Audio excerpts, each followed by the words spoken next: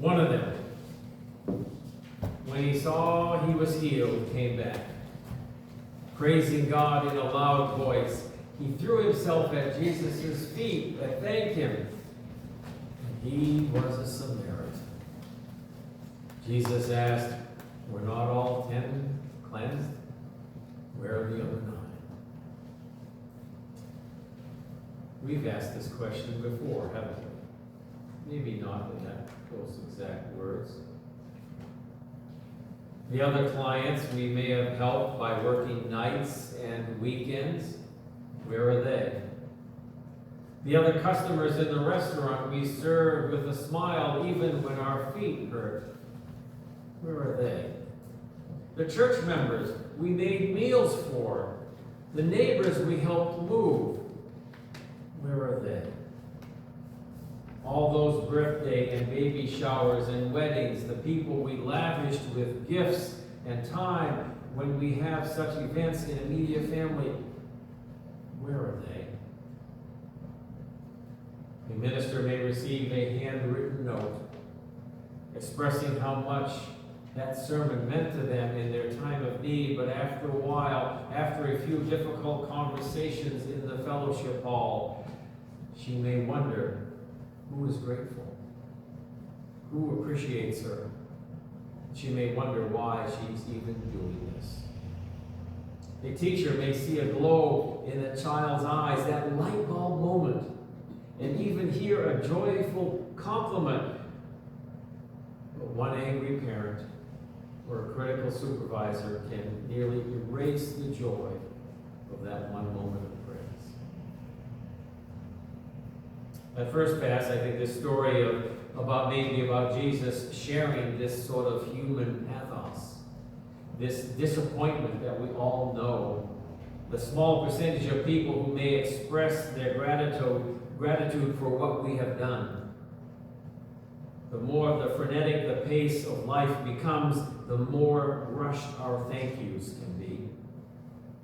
So perhaps this story is about Jesus understanding what it feels like to be slighted, to work hard with little recognition, to acknowledge the sad fact that 90% of us are ungrateful for the blessings when they happen, or perhaps we're grateful only 10% of the time.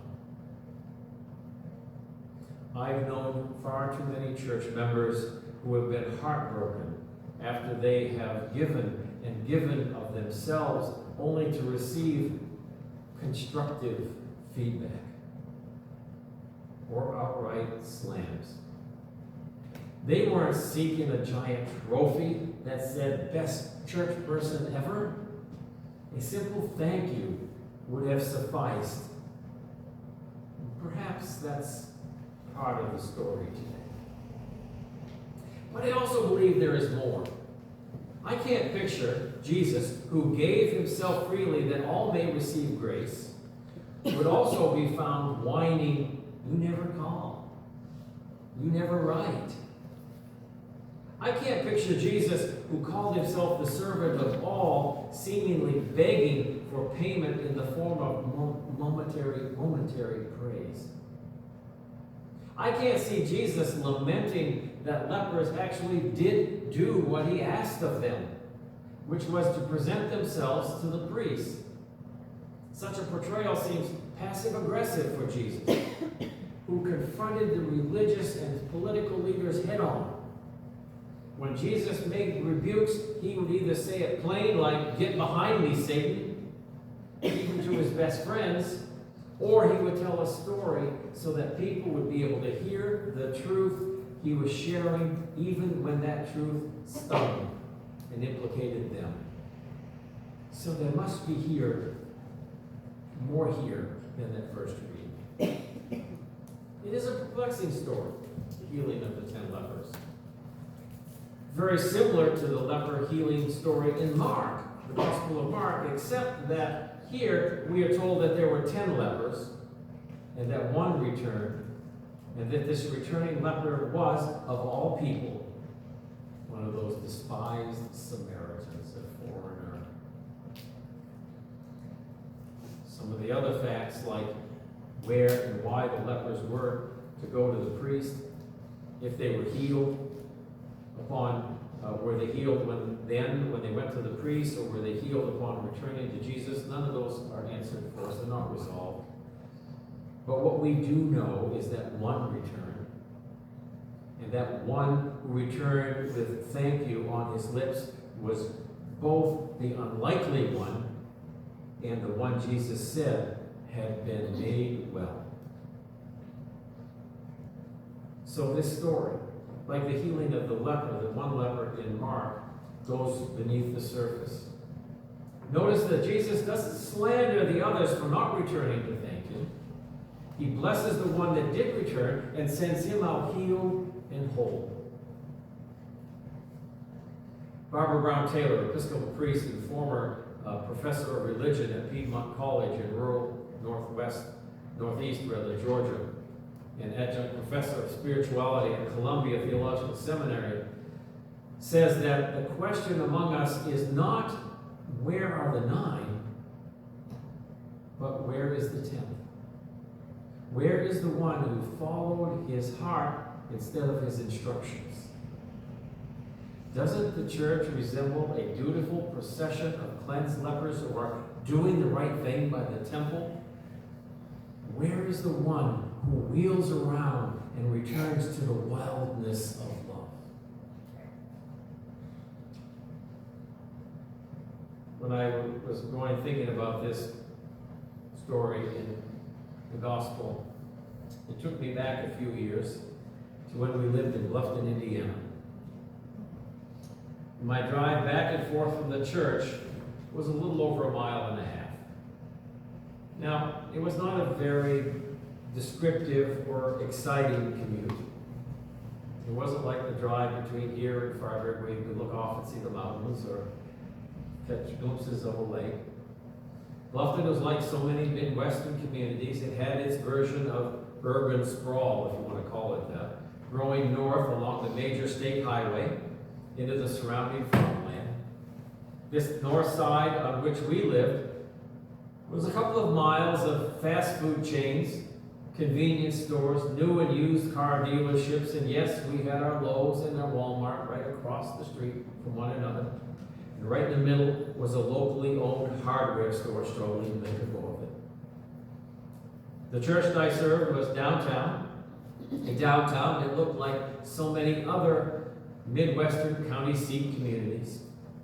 There was the stately red brick courthouse surrounded by several blocks of old facades, which had once housed such small town necessities as banks, drugstore, a couple of grocery stores, a men's and women's clothing stores. Now they house struggling businesses. The only original store, I believe, was Masterman's, a men's clothing store, which probably has closed since. The churches which I passed along State Route 1 as I was going home had the usual preachy signs, feeling distance from God, who moved? Or, you've seen this one, I know, plenty of times. CH ... CH, what is missing? You are. Or one that says, message from God, don't make me come down there. Another one was quite popular, was sign broken, message inside. All this is to say, except to the folks who lived there, Bluffton on the surface of things didn't or wouldn't stand out to anyone passing through who knew little about the community. That is except for one intersection that I would pass every commute to and from the church. At the corner of Capri Drive in North Main, at the stoplight in front of Wendy's, and across from the $3 type stores in the strip mall that had the standard Great Wall of China restaurant, you can picture it. More often than not, I and thousands of other motorists passed by this intersection, or we were caught by the light. If we were there, we would see Mike. Mike in his safari hat, if the sun was hot. If not, his very tan, shaved head would catch your eye. If this didn't get your attention, his calling out and thumbs up sign to anyone who looked his way would. But what was most notable was that he did all this confined to his wheelchair. For you see, years before I knew Mike, he had sustained a head injury while serving in the military, which left him paralyzed from the waist down and with some significant speech and memory difficulties. Yet none of this prevented Mike from wheeling himself out to that intersection and smiling at everyone who would look his way. He was always ready with a thumbs up and a shout of greeting and a word of encouragement. People came to look for Mike at that intersection, and when he wasn't there, we would be a bit concerned.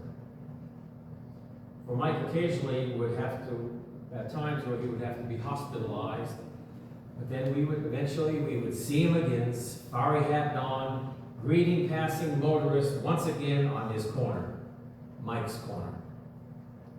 And if it was cold, he would still be there, only the thumbs up would be covered by some heavy work gloves. Mike would have been quite a sight, even if it had been just a day or only on occasion. But he was there more often than not, rain or shine, blistering heat and bitter cold, soft spring days and dull windy fall days. It was amazing how contagious his cheerful gratitude for life was. And I would find myself driving home annoyed at the traffic, frustrated by my day at the church office, and there would be Mike, thumbs up, shouting, "Hello, God bless you," and his smile. I know he made many lives different in the few seconds it would take to speed by him, and if you didn't get caught in the light. If you're caught in the light, then you had time sometimes to even talk with him. But he had contagious gratitude for life. You know, Mike lived on his disability, but he was wealthy in the ability he had to change many attitudes and lives in that community, and for some of those just passing through an otherwise run-of-the-mill Midwestern community intersection. The healing that Christ offers comes not only in the act of salvation, but in the life of gratitude it enables us to live. That, in fact, makes us whole. We live to cast rays of wholeness upon others, radiating our gratitude to a world speeding past in search of fulfillment or annoyed at the stoplight events of life. As we live into gratitude, practicing it with what we say, how we move, how we live, it can be contagious. It preaches more brightly than any roadside church sign. It shines into hearts starved for affirmation. It is a thumbs up to those who more often receive a word of discouragement. May your life cast a ray of wholeness onto others this week as you strive to practice gratitude. And may God bless you with wholeness as you return, like the healed leper, to offer your thanks and praise to God here next week. Be one that returns next week, not out of duty to the temple, but in grateful response to the many ways in which you have found and know in your life and in the lives of others the wild and wonderful love